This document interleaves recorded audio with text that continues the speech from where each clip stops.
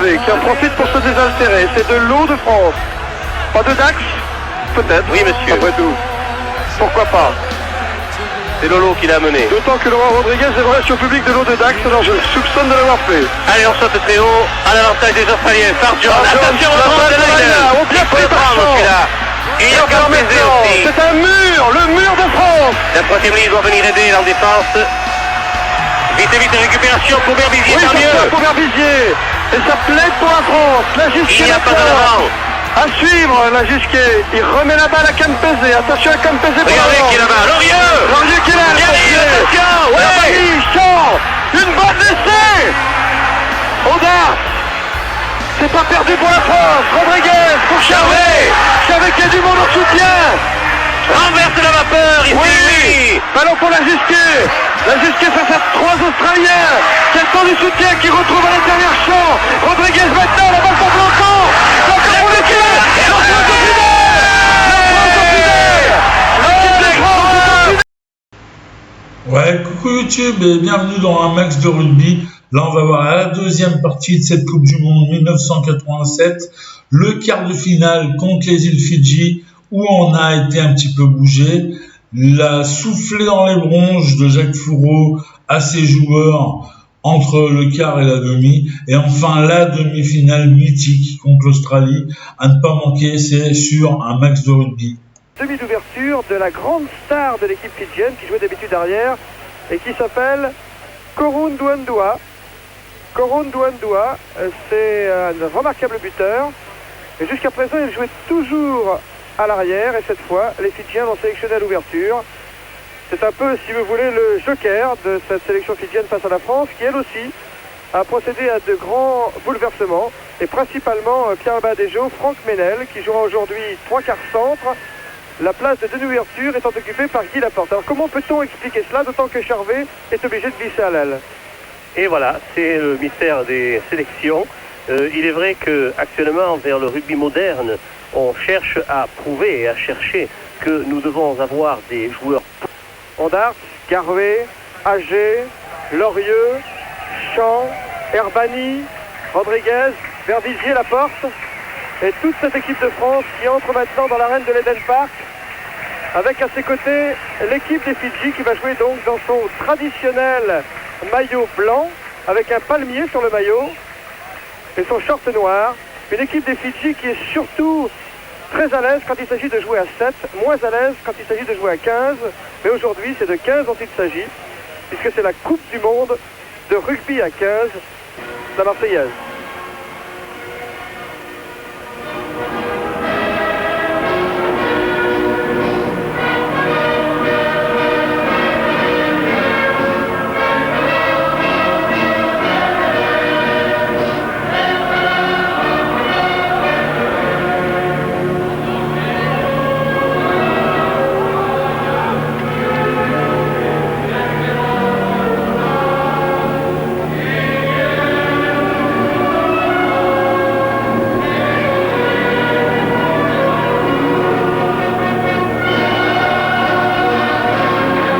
Et là, on voit nos 15 tricolores rentrer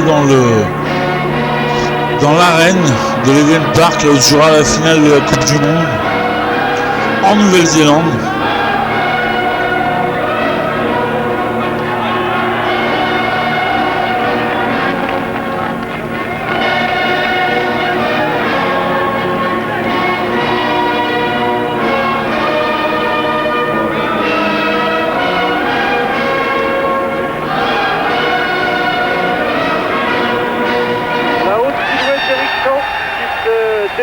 De cette mêlée, alors que maintenant les Fidjiens vont procéder à leur traditionnel cri de guerre.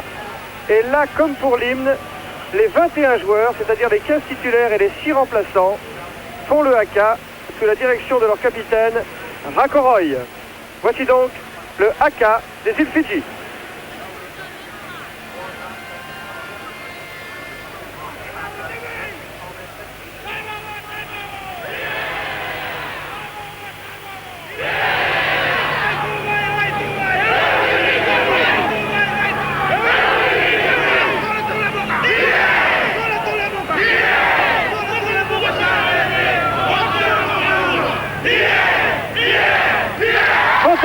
pendant le Fidji, pendant le haka des Fidji, les Français défiés. De la balle pour les Fidjiens. La balle pour Korondu Ndua. Regardez les grands coups de pied qu'il a aussi. Énorme, hein? Un coup de pied de mammouth. Et ils trouvent tous dans le camp de l'équipe de France. Korondu Ndua, qui a joué tous les matchs de poule au poste d'arrière. Et dont je vous rappelle qu'il est le joker de la sélection fidjienne à l'ouverture aujourd'hui. C'est sa première expérience à ce poste au niveau international. Et au niveau du buteur qu'il est, il faut dire qu'il a connu une certaine réussite. On l'appelle le Don Clark fidjien. À l'avantage des Français, se touche, que l'on récupère pour faire une fixation debout et une progression collective. Berbizier fera libérer la balle quand il le voudra. Sur la ligne médiane. Rodriguez, qui est le dernier porteur du ballon, sûrement, appuyé par Ondar. Un déroulé, après une fixation. Ah, et c'est mal fait. Là, ça s'est mal déroulé. Kumbu, pressé par Champ, plaqué dans les 22 mètres des Fidjiens. Cette action amenée par Lorieux. À 10 mètres de la ligne maintenant les Français. Peut-être le premier essai. Non, un contre fidjien amené par Korondu Ndua. Qui Salou. C'est Korondu Ndua encore qui redouble. Salou à nouveau. La balle pour Damou, plaqué par Stella. Kama était plaqué aussi. Oh, Salou, complètement maintenant démarqué dans les 22 mètres français. Ça va, il faut lancer. Il y a un avant au départ. Dommage, non pas au départ, en pleine action. Dommage pour les Fidjiens. De hors-jeu. Le voici Rakoroy, le capitaine fidjien. Et qui est donc pénalisé. Ça fait un moment que ça leur pendait au nez. Guy Laporte. Depuis que Guy Laporte a établi un record à 23 points contre la Roumanie, Didier Canberra-Béraud a fait mieux. Ben, il s'est obligé de faire mieux. 30 points contre le Zimbabwe, ce qui est aujourd'hui le record du monde de points marqués par un joueur dans un match international.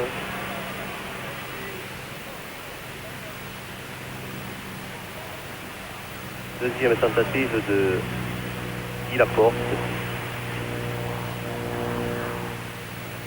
Beaucoup de concentration, beaucoup de métier aussi. Et c'est parti, et c'est réussi. Et l'équipe de France ouvre la marque. 3-0 après 9 minutes de jeu. Grâce à cette pénalité réussie par Guy Laporte. La deuxième... Nous n'avons pas vu beaucoup de mêlées. Non, pas de mêlée fermée, non. Introduction Berbizier.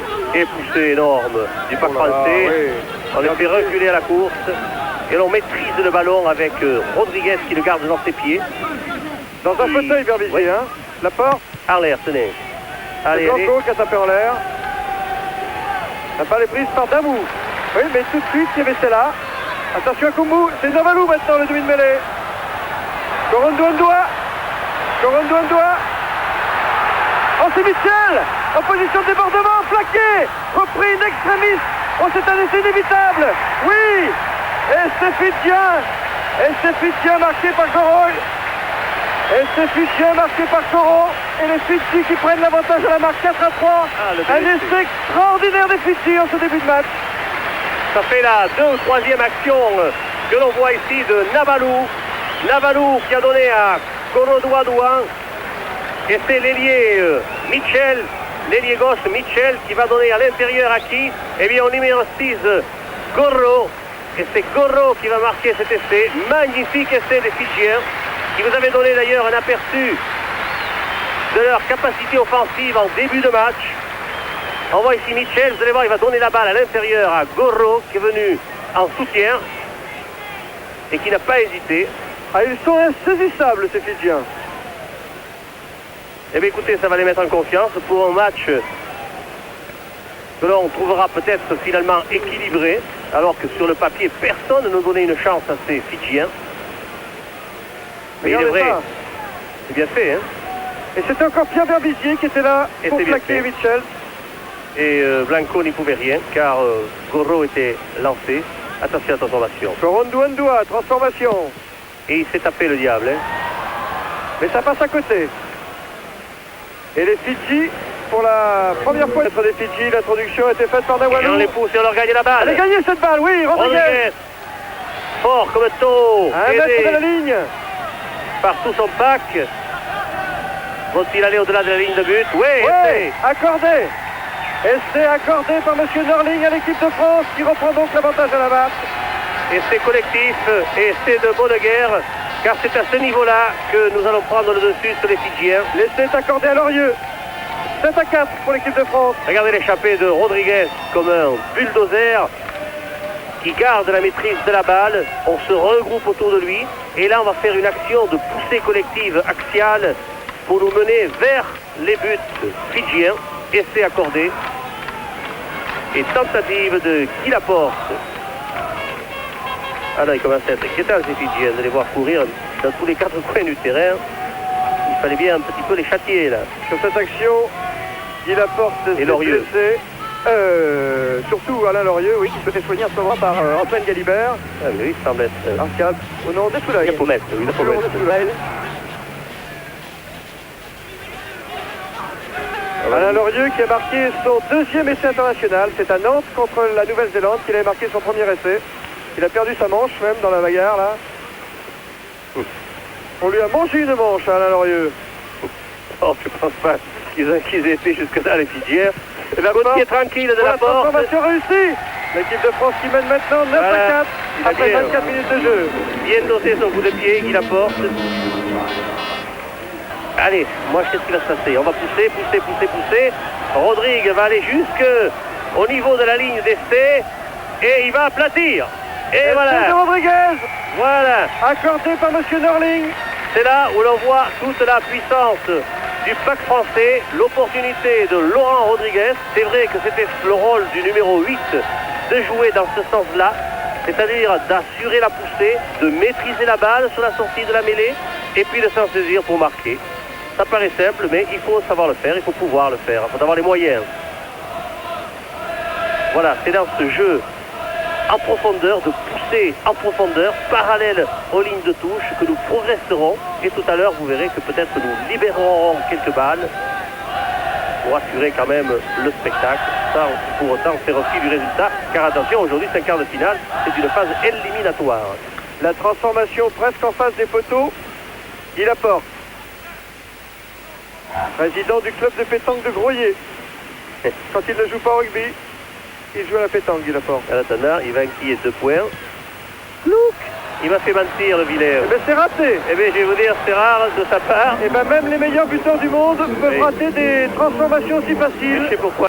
Verbizier, en mouvement, et il n'avait pas l'air d'être à terme. Korondu Andua, le buteur de l'équipe des Fidji, ne va pas manquer cette occasion de réduire la marque, mais c'est en même position presque tout à l'heure que Guy Laporte a manqué la transformation.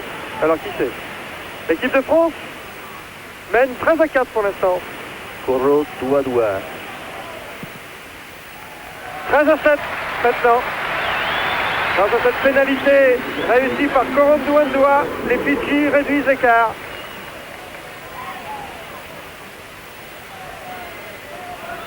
Serge Blanco, je l'observe toujours, Serge Blanco.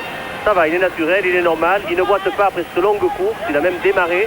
On peut être tranquille pour le reste du match, j'espère. On pourra encore user et se servir sans abuser, de Serge Blanco. Serge Blanco, le Fidjien du 15 de France.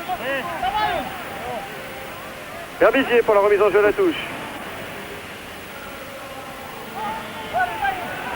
Eric Champ, pour la balle a été gagnée par Daniel Dubroca. Avec une progression des avants français toujours à 5 mètres de la ligne d'essai des Fidjiens.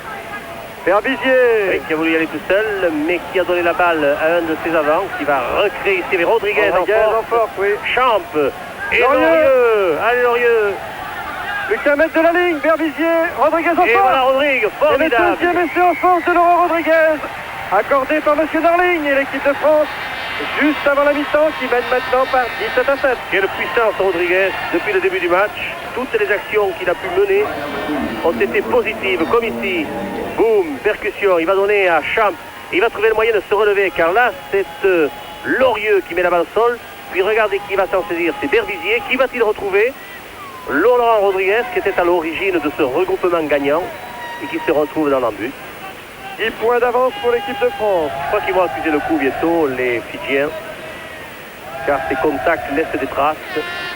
Allez, boum, essai en voiture, la bouture. Et la tentative de transformation pour Guy Laporte. C'est l'occasion d'ajouter 2 points de plus, juste avant la mi-temps. Ouais, c'est drôle, ils ne veulent même pas charger les Fidjiens. Regardez, ils sont de dos à la tentative de transformation. Ils ne se préoccupent pas beaucoup de venir gêner la porte, car vous savez, dès le moment où le... Ça y est. Oui, bon, ils sont venus sans conviction, raté. et la transformation Non, ça est belle. Ça passe. Et la transformation est belle, et c'est 19 la à 7 mi-temps. et c'est la mi-temps. 19 à 7 pour le 15 de France. Grâce à cette transformation réussie par Guy Laporte. Ça fait 12 points pour le 15 de France à la mi-temps. Que siffle M. Norling, l'arbitre gallois de ce match. M. Norling, ici même, dans ce stade de l'Eden Park en 81. Il avait arbitré un match devenu fameux entre les All Blacks et les Springboks. Le coup d'envoi de cette deuxième mi-temps. Si le vent s'est maintenu, il sera à l'avantage des Français, ce qui ne sera pas fait pour nous déplaire. Il nous permettra de ramener le jeu rapidement dans le camp fidjien, où on se sent quand même plus à l'aise. Même s'ils ont remonté des ballons sur 60 et 80 mètres, ces Fidjiens, très spectaculairement et très efficacement aussi. Ils n'ont marqué qu'un essai. Les Français en ont réussi 3. Mais ils ont créé la panique trop souvent dans la défense française. Allez, Corro Douadoua dans les bras De Guy Laporte. de Guy Laporte. Et Laporte trouve une touche au-delà de ce... Reprend le jeu. Boro s'inquiète. Pénalité pour la France. 30 mètres face au poteau fidjien. Guy Laporte pour la transformation, du moins la tentative de transformation de cette pénalité. On peut rappeler que nous menons par 19 à 7.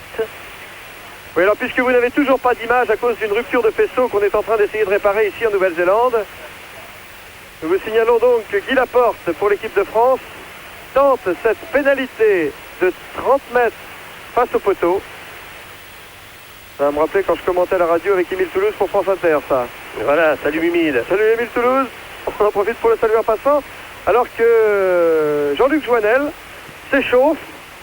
Il pourrait remplacer Laurent Rodriguez. Laporte, c'est fait. Eh ouais, Voilà, et au de moment Laporte. où vous récupérez l'image, Eh bien bravo, vous l'avez vu, nous en sommes ravis mon cher.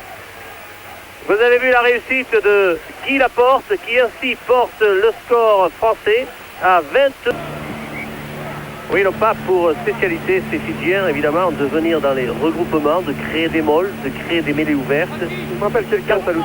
Oui, quand ils gagnent la balle, c'est pour la donner directement à leur demi de mêlée qui distribue le jeu vers son demi d'ouverture. C'est un rugby qui peut paraître dépassé, mais qui quand même garde un côté spectaculaire et qui plaît beaucoup. Balle à l'avantage des Français. Nous, on fixe, nous, on est groupés et on distille bien les ballons. Et on s'infiltre et on libère la balle pour Verbizier. Laporte, Ménel. Ménel. On plaqué au milieu de sa balle. Et une contre-attaque de Corondouandoua qui n'a plus personne et qui va marquer un essai. Il perd la balle en route. Il me rappelle Estelle. Tout seul. Oh là là, le pauvre Goro Douadoua. Il me rappelle Estelle dans un match contre l'Angleterre. Oh là là là là là. À Twickenham. Regardez-le, Goro Douadoua. Alors qu'il avait le ballon au bout des doigts. Donnant l'occasion ainsi à Corro Douadoua de tenter une pénalité relativement facile pour lui. Ici c'est Nawalou, le demi-mêlée. La première pénalité accordée depuis le début de cette deuxième mi-temps. Le regard de Nawalou, Corondouandoua. J'ai vu une très belle prise de balle à deux mains de Nadolo qui a remplacé Savaï. Donc ils ont fait rentrer un preneur de balle en touche, les Fidjiens. Goro Douadoua avec dans ses œuvres. En son temps, hein. Oui. Il est en vacances, il est bien, il est à l'aise. Oui, mais il a oublié que la France mène 22 à 7. Et c'est 22 fait. à 10 maintenant. Des Fidji au cours d'une tournée avec les Fidjiens dans les îles Britanniques dans les années 60. La balle est pour Corondouandoua. Oh, Salou, il a une santé formidable. Il a fait vendre toutes les couleurs à Bénel. Ils ont toujours la maîtrise du ballon. C'est un regroupement qui leur a été subtilisé par les Français. Verbizier. Bon côté fermé. Pour la Gisquet. Sur les 22 mètres. Et la Gisquet va reprendre la balle. Il va gagner la balle. Il va marquer. Et c'est de la Gisquet. Et l'équipe de France qui mène maintenant par 26 points à 10. Ah, c'est pas un match à voir les ailiers marquer beaucoup d'essais aujourd'hui, car la défense est acharnée. Et alors on récupère les balles comme on peut. Ici c'est Ménel qui a tapé avec son pied gauche dans l'angle mort. Et voyez la reprise au pied de Lagisquet, qui ne peut s'en saisir sur ce rebond, mais il s'en saisit au sol. Et il a mené avec lui dans l'embut Damou, son vis-à-vis. Au diable l'avarice. Lagisquet qui a marqué 2 essais contre la Roumanie et qui s'était vu refuser un essai valable contre l'Écosse en match d'ouverture de ce mondial. Voilà comment il amène le ballon et Damou dans l'embut.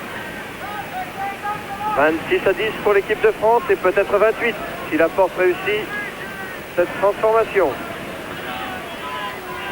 4 réussites pour 6 tentés jusqu'à présent. Guy Laporte à 3 minutes de la fin du match dans le temps réglementaire. Et il bien des arrêts de jeu. Oui, 28, oui. et voilà les 28. Bien Guito, bravo. C'est toujours ça d'engranger. 28-10, ça reflète davantage la physionomie de ce match. Et l'équipe de France à 5 minutes de la demi-finale.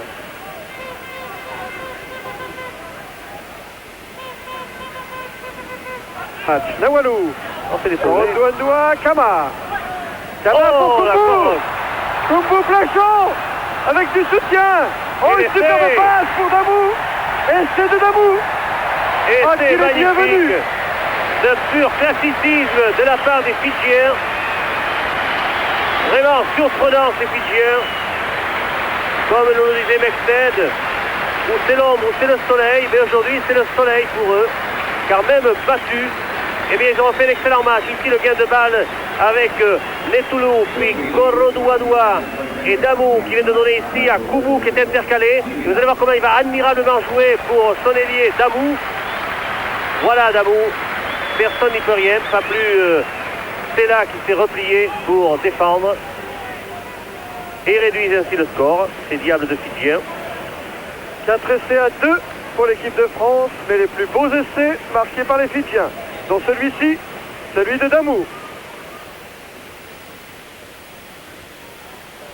La transformation de cet essai de Damou, ici en gros plan sur votre écran, va être tentée par Koundouandoua. En phase de récupération. La dernière minute du match dans le temps réglementaire. Korodouadoua. Et il a réussi. 2 points de plus, France 28, Fidji 16. Ce petit monde dans l'embut. Oh, une balle. Et voilà. Et voilà, on va pousser. Et là, récupérer la balle. Libérer la balle pour Berbizier. Drop. Drop de la porte. Et voilà. Accordé. Comme à la parade. Accordé.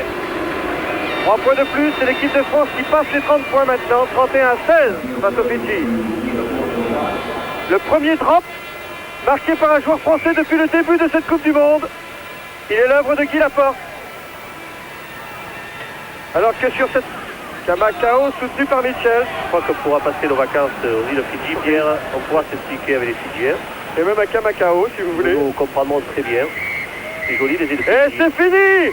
La France en demi-finale de la Coupe du Monde de rugby. La France qualifiée pour les demi-finales après la Nouvelle-Zélande. Voici donc le deuxième qualifié connu. C'est le 15 de France grâce à sa victoire sur les Fidji par 31 points à 16. 4 essais à 2. Alors qu'Éric Champ, accompagné par plusieurs supporters français, regagne les vestiaires. L'équipe de France en demi-finale, Pierre Albaladejo, contrat rempli. Et voilà, c'est une très bonne chose pour nous. Et nous connaîtrons tout à l'heure notre adversaire de cette demi-finale. Demi-finale qui aura lieu en Australie.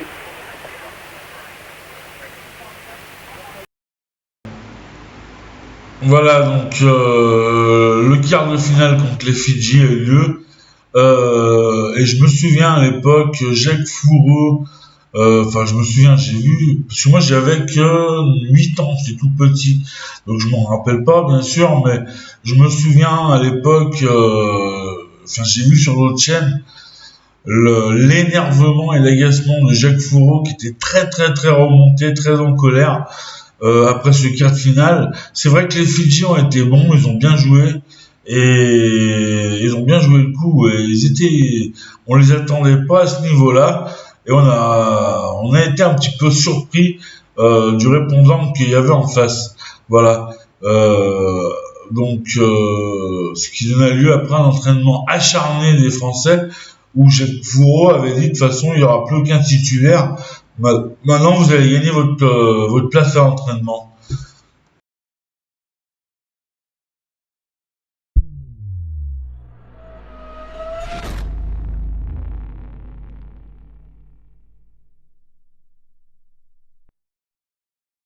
Est revenu au poste de demi d'ouverture et Daniel Dubroca pour une demi-finale historique de la Coupe du Monde face aux Wallabies de Nouvelle-Zélande. C'est le pack français qui a battu le All Black à Nantes.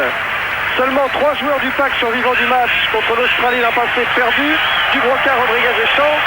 Mais ces Wallabies font peur parce qu'ils sont grands, parce qu'ils sont forts et parce qu'ils sont bons. Avec leur mascotte, le kangourou, et puis surtout ces poteaux, Pierre Albadejo, qui mesure 38 mètres. Pour Didier Cambera-Béraud, le buteur de l'équipe de France, voilà un bon point de repère. Oui, bon point de repère, c'est vrai. Ces poteaux qui font 38 mètres de haut sont certainement les poteaux les plus hauts du monde, mais je dois le dire, ils sont métalliques, alors que j'ai connu en Nouvelle-Zélande, à Hamilton, des poteaux qui faisaient 32 mètres de haut, mais qui eux étaient en bois. Alors je laisse la priorité au bois sur le fer, et je considère que les poteaux d'Hamilton étaient quand même plus beaux que ceux d'aujourd'hui de Sydney. La Marseillaise en l'honneur de l'équipe de France.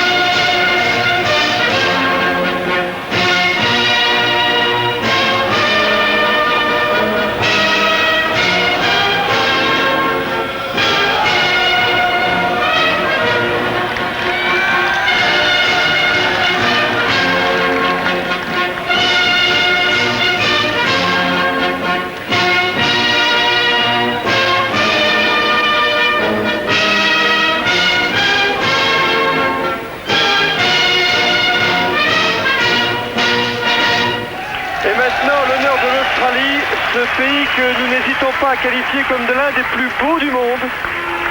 Rodriguez. Et puis toute cette équipe de France concentrée.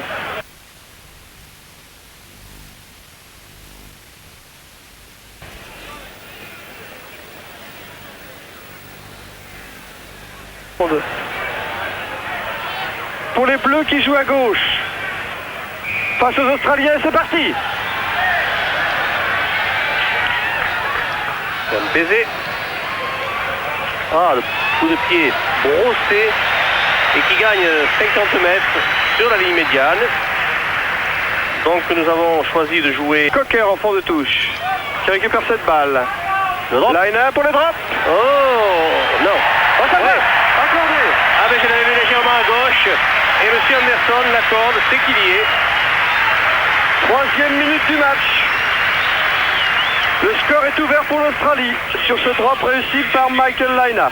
3-0 pour l'Australie devant la France. Oui, ce qui ne reflète pas du tout la physionomie de ce début de match où nous avons eu plus de ballons que les Australiens. Là, ils l'ont mis à profit, comme tout à l'heure peut-être Menel ou Blanco ou Cambera-Béraud pourront aussi tenter des drops si ils... Pénalité pour Laina, la première pénalité accordée par M. Anderson. Je vous rappelle que l'équipe d'Australie mène 3-0 après 7 minutes de jeu dans cette première mi-temps. Un drop de Laina dès la 4e minute. Remarquable buteur, Laina. Le danger aussi pour l'équipe de France. 23 points de moyenne. Dur, c'est toujours dur d'encaisser des pénalités sur ces regroupements qui deviennent rapidement des empilages, comme ce fut le cas. C'est vrai que c'est Poppers qui portait la balle. Ses avants sont venus sur lui pour la récupérer dans une mêlée ouverte, puisque la balle avait été mise au sol. Et que là, les Français en position de plaqueur s'étaient retrouvés dans le camp australien, ce qui n'a pas plu à M. Anderson. Michael Laine, deuxième buteur de la Coupe du Monde derrière le Néo-Zélandais Fox. Et quel buteur! Pour la première pénalité accordée à l'équipe d'Australie. 8e minute du match.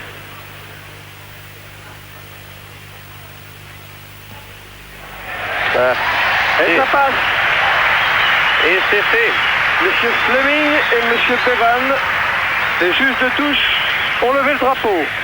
Et Michael Laine qui donne un avantage de 6-0 maintenant. Alors qu'il y a eu une fixation faite par Menel qui a libéré Herbani vers la ligne d'essai, eh bien M.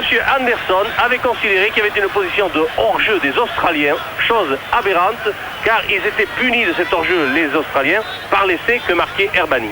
Faute grave de M. Anderson et tentative de pénalité, la première pour Didier Cambera-Béraud. Importante cette pénalité, la pénalité qui ouvrirait le score et qui mettrait en confiance le petit Cambé, le fils de Guy, le neveu de Lilian. Ça vraiment, s'il pouvait la réussir, il n'y aurait qu'un demi-repêchage de la faute de M. Anderson. Quelle faute grave!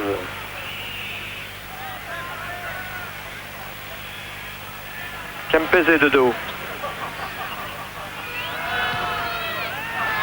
Aïe aïe aïe. Et ça ne passe pas.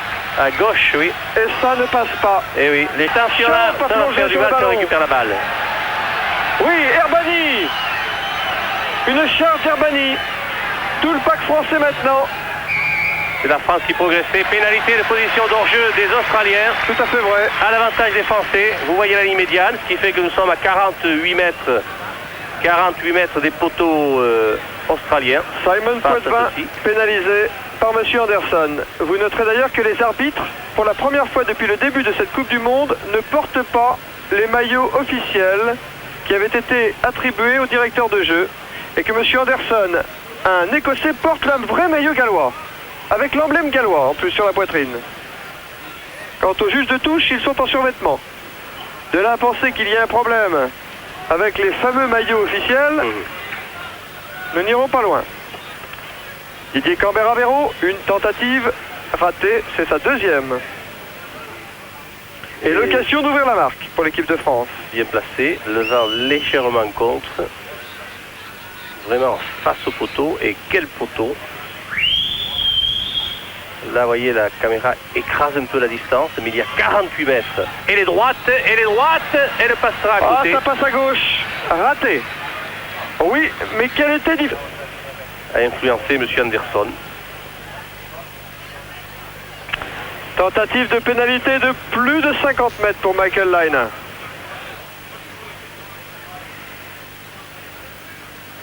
Et ce n'est pas une pénalité comme les autres. Parce que si Laine réussit cette pénalité sous l'œil d'Alan Jones, le coach australien, il devient le buteur australien qui aura réussi le plus de points dans toute l'histoire du rugby australien. Ce record appartient à l'ancien arrière Paul McLean. La pénalité pour le record de points marqué par un buteur dans toute une carrière pour les Wallabies. La pénalité de Laine. Et c'est fait. Et ça passe, record. Record pour Laine. Record peut-être, mais très ennuyeux pour nous, car...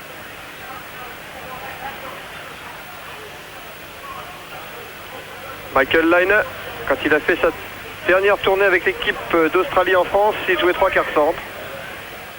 La place de demi d'ouverture était occupée par Markella.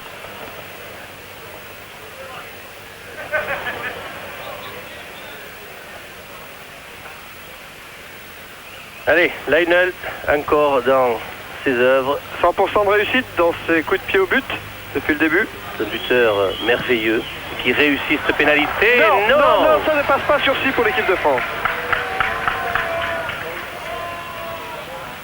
Première. Berbizier. Rodriguez, la charge de Rodriguez. Pierre Berbizier pour Menel. Charvet, c'est là. Blanco maintenant. Blanco, ouais, l'intérieur. Pour Cambé. Et peut-être l'essai. Non. Oh là là, que ça chauffait.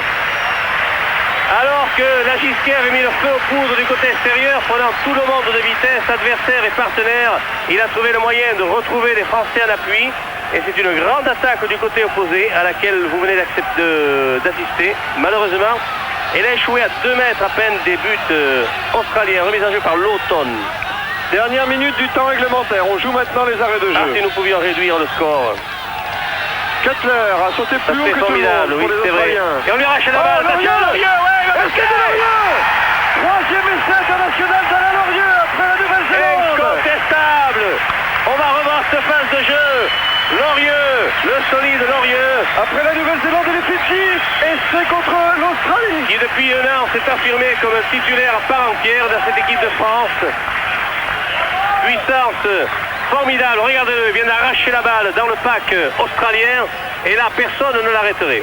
Et surtout pas Campese. Allez, c'est fait. Le Didier premier essai de ce match. pour la tentative de transformation, on revoit ça. Il faut des bras, et il en a, le pompier.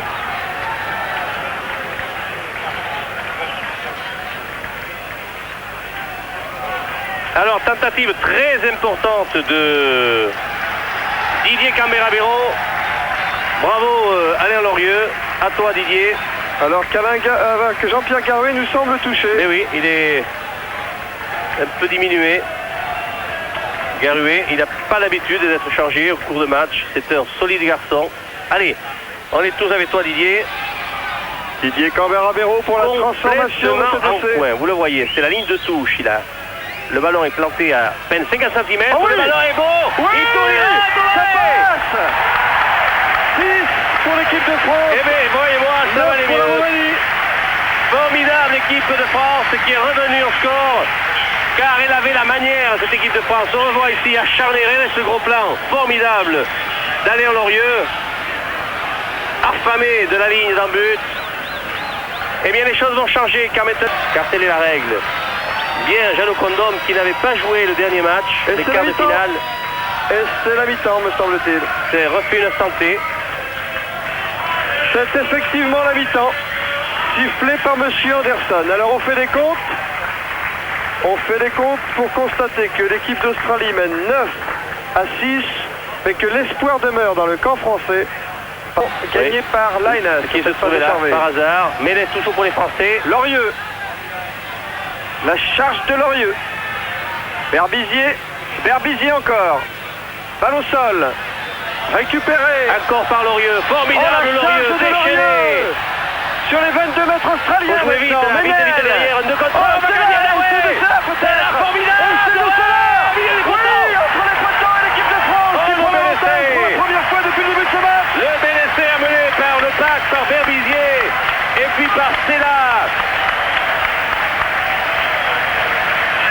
Oh, la belle image de Philippe Stella qui s'est arraché à tout le monde.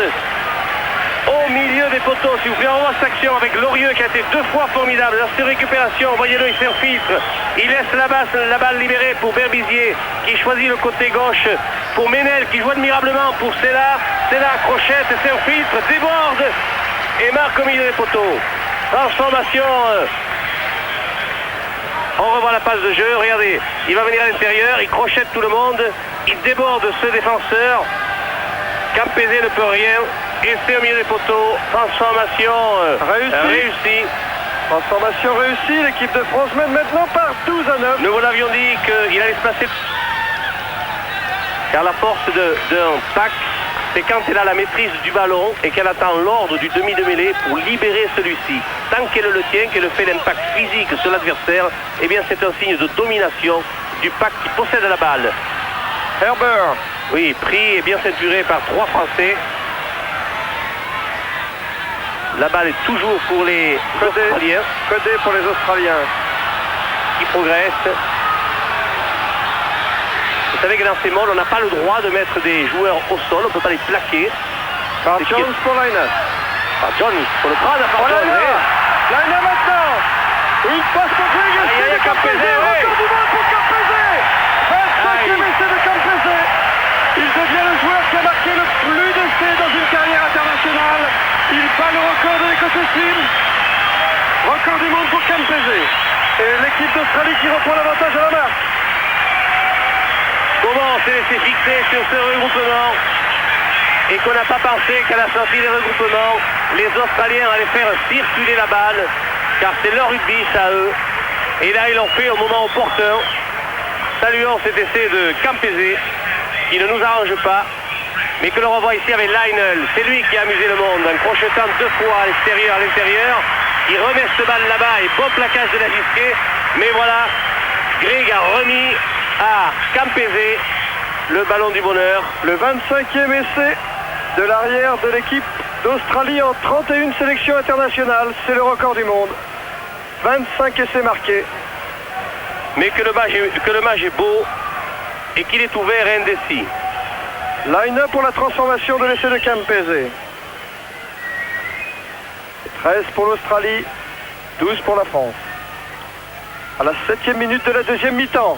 Oh, ça passe! Oh, le diable! Oui, ça passe. Oh, le diable! Quelle belle transformation, la même que celle de Didier Camérabero tout à l'heure. Et l'équipe de France ne mène plus que par 2 essais à 1. Mais c'est l'Australie qui mène au score tout à l'heure. Oh là là, je crois que Philippe ne sait plus trop où il est. Il remet le protège dedans. Et il reprend sa place. Et la pénalité, elle existe toujours. Elle est toujours là, l'avantage des Australiens. Et le bourreau des Français, Michael Lionel. Il a déjà réussi 11 des 15 points de l'équipe d'Australie depuis le coup d'envoi. Et ça, c'est une pénalité facile pour lui. Notez bien que les pénalités les plus faciles sont souvent les plus parfois. difficiles, mon cher. 23 points. 23 points il avait marqué contre la France l'an passé. Alors que l'équipe de France avait marqué 3 essais aux Australiens.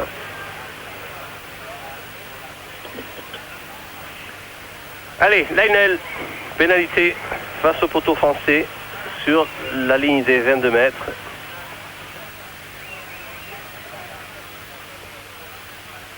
Concentration, attaque de la balle et belle... Raté. Sursis pour Qu'est-ce que vous avez dit que les plus faciles étaient souvent les plus difficiles à réaliser? Il a frôlé molle créé par tout le pack australien. On s'enchaîne bien du côté australien. C'est super. Bonne phase de jeu d'avant. Par Jones pour Liner. Ah oui, là il y a un mur. Là, il est chercher là. Là il y a un mur. Récupération normale des Français. Récupération de Lorieux encore. Berbizier. Pour Charvet. Blanco qui reprend à l'intérieur. Qui a le soutien de la Gisquet. C'est de la Gisquet. C'est la Gisquet. Le 3e essai de l'équipe de France après Lorieux, c'est là. Essai de la Gisquet. Et l'équipe de France qui reprend maintenant l'avantage. Par 16 à 15. Avec un formidable travail offensif de la part de Serge Blanco, qui a su manœuvrer. On va avoir cette récupération de balle française ici par toujours Berbizier. Berbizier qui donne à Charvet. Charvet redresse l'attaque pour fixer un défenseur et c'est fait. Et là c'est Blanco, vous allez voir, il va prendre l'intérieur car il y avait 2 défenseurs face à la Gisquet. Il lui ouvre son angle d'attaque. Il est pris et il donne une balle tendue à la Gisquet qui déborde tout son petit monde. Quoi qu'il arrive maintenant, cette demi-finale de la Coupe du Monde est réussie. Oh que oui qu'elle a réussi. 3 essais à 1, 4 essais pour le spectacle.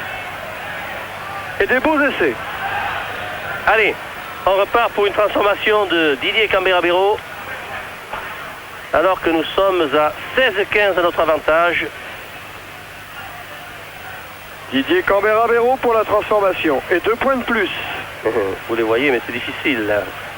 Il fait le même coup de pied que tout à l'heure qui était merveilleux. 38 mètres de hauteur ces poteaux. Là il a des repères Didier. Il m'a dit, oui, on va y revenir. C'est parti. Oui, elle est belle, ouais. Ça passe. Ouais. Ça passe.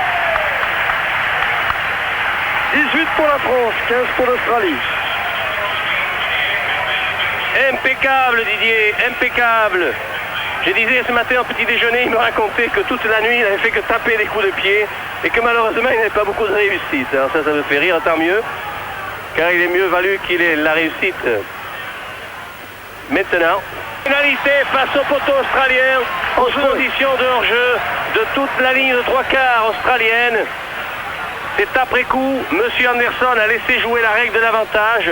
Après avoir signalé qu'il y avait une position d'hors-jeu des 3/4 australiens, il n'a pas hésité, rendons-lui cette justice, de donner cette pénalité au milieu des poteaux australiens. Eh bien, on va rappeler le score parce que ça fait plaisir. 18-15 et 3. Alors Didier, il ne faut pas la rater celle-ci. Elle pèse lourd. Elle est très lourd. Trop facile. Elle pèse Pas la lourd. rater. Et c'est bon. Bravo Didier. L'équipe de France à 20 minutes du bonheur. 21 pour la France, 15 pour l'Australie. Oh, quel beau On a match fait le jeu.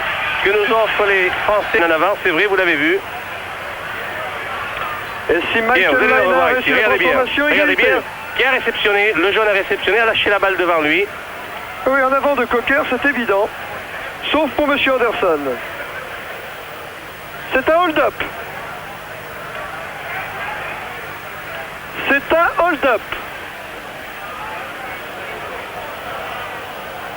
Michael Laine pour la transformation. Qui mettrait les deux équipes à égalité.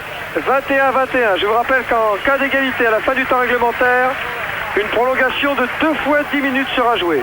Et s'il y a encore égalité à la fin du temps réglementaire, c'est l'équipe qui a marqué le plus d'essais dans le match qui se trouve qualifiée pour la finale. Autrement dit, pour l'instant, c'est l'équipe de France. Nous sommes bien placés. Lionel pour une transformation qui vaut de l'or pour son pays.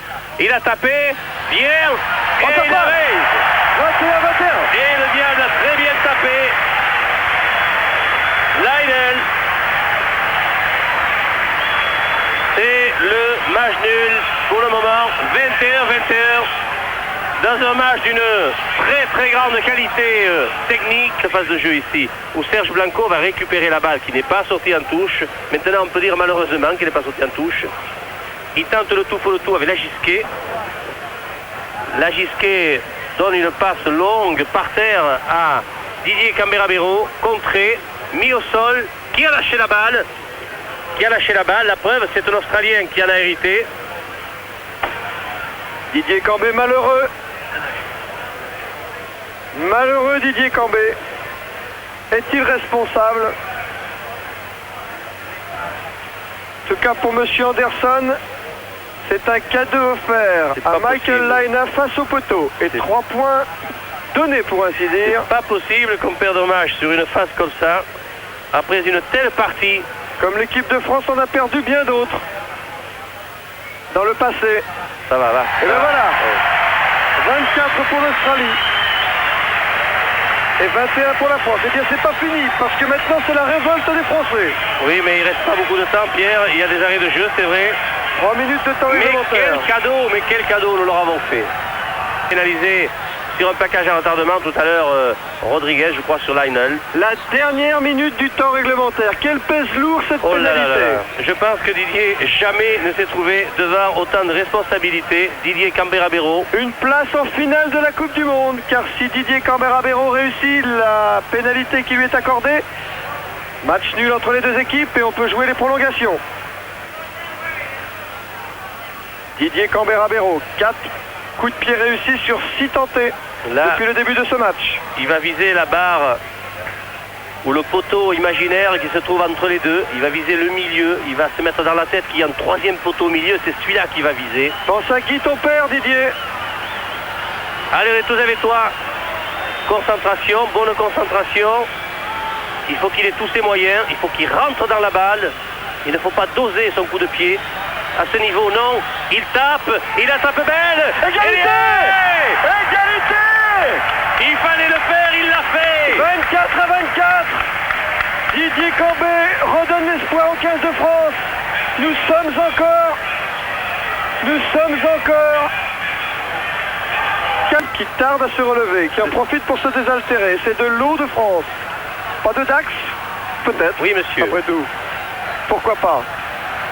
C'est Lolo qui l'a amené. D'autant que Laurent Rodriguez est relation publique de l'eau de Dax, alors je soupçonne de l'avoir fait. Allez, on saute très haut, à l'avantage des Australiens. Farjon, attention au bras de Lionel. Il faut le prendre celui-là. Et il y a Campese aussi. C'est un mur, le mur de France. La 3e ligne doit venir aider en défense. Vite, récupération pour Berbizier, oui, tant mieux. Pour Berbizier. Et ça plaide pour la France. Il n'y a pas de l'avant. À suivre, la Gisquet. Il remet la balle à Campese. Attention à Campese pour Regardez l'avant. qui est là-bas. Laurieux qui est là, le pompier. Attention, ouais. Herbani, Champ. Une balle d'essai. Audars. C'est pas perdu pour la France. Rodriguez pour Charvet. Charvet qui a du monde en soutien. Renverse la vapeur ici, oui. Ballon pour la Gisquet. La Gisquet face à 3 Australiens qui attendent du soutien, qui retrouvent à l'intérieur Champ. Rodriguez maintenant, la balle pour Blanco. Blanco pour le tuer. La France en finale. La France en finale. L'équipe de France est en finale. Formidable. L'équipe de France en finale de la Coupe du Monde. On sait plus ce qu'on fait, on sait plus ce qu'on dit. C'est formidable. C'est historique.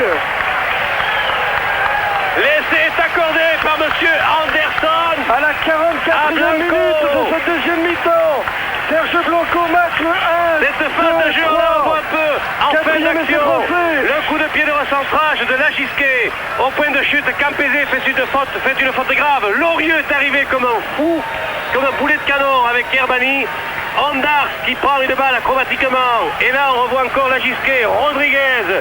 C'est là Charvet qui redonne à l'intérieur. On redonne du grand côté sur l'ailier la Gisquet qui va donner à qui? Eh bien à Rodriguez toujours qui donne à Blanco. Et là c'est la course vers le bonheur. Blanco, rien ne l'arrêtera. Et c'est laissé. Ah, qu'il est né sous une bonne étoile, Daniel Dubroca, le capitaine du 15 de France. Il avait battu les All Blacks chez eux. Il a réussi le Grand Chelem comme capitaine de l'équipe de France cette année. Et il bat les Wallabies chez eux. Ce n'était pas arrivé depuis 68. Encore. Et Charvet qui fait une faute avec 2 gars, mais heureusement qu'il a gardé la balle, qui a permis un grand renversement sur ce Gisquet excellent, qui met 2 gars dans le banc, qui redonne la balle à Lionel contré, et c'est encore Rodriguez qui est là, et qui offre la balle de la finale à Serge Blanco. Allez, Didier Camerabero une nouvelle fois. Regardez le chrono. Que va faire M. Anderson? Va-t-il siffler la fin du match là-dessus? Non, il reste encore 1 minute d'arrêt de jeu, apparemment d'après le chronomètre du Concorde Oval de Sydney qui décompte les arrêts de jeu. Allez. Alors que Didier Camerabero tente la transformation de ce 4e essai de l'équipe de France contre 2 essais aux Australiens. C'était en 61, la dernière victoire française à Sydney. Didier, complètement en coin à gauche, tente la transformation. Oui, bon coup de pied, et ça passe. Bravo Didier, bravo Didier. C'est dans la fouille, c'est dans la poche. Il a réussi toutes les transformations de tous les essais marqués par l'équipe de France, Didier Cambé. Il a gagné sa place pour la finale. Comme montre le visage d'Alain John maintenant dans les tribunes que j'aimerais.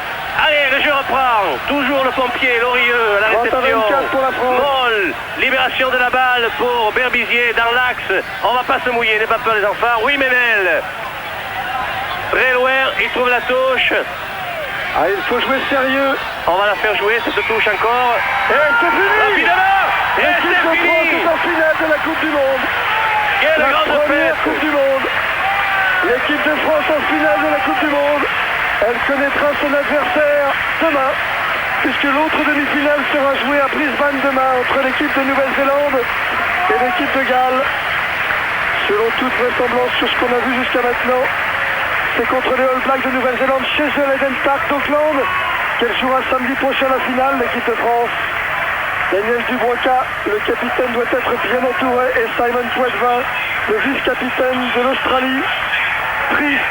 Triste, Simon Poitvin, le plus français des Australiens, puisque ses ancêtres étaient de Cherbourg, qui regagne maintenant les vestiaires. Les oriflammes français.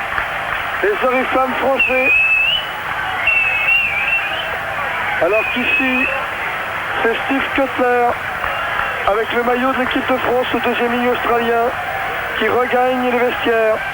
Peut-être allons-nous pouvoir réaliser une interview en direct de Daniel Dubroca avant de vous rendre l'antenne.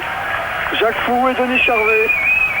Une joie sans limite pour 15 Français vaillants, courageux, heureux. Et Daniel Dubroca pour les premiers mots. Alors que Jean Mamère doit être à ses côtés maintenant. C'est temps pour nous de récupérer un peu notre voix. Oui, car il reste ce jour encore... historique. Il ce reste jour historique encore... du 13 juin 1987. C'est fantastique. C'est inoubliable. C'était presque inespéré. Ah, c'est une des plus grandes victoires françaises de tous les temps. Faut pas dire la plus grande, car elle nous mène celle-là droit vers la première finale de la Coupe du Monde. Et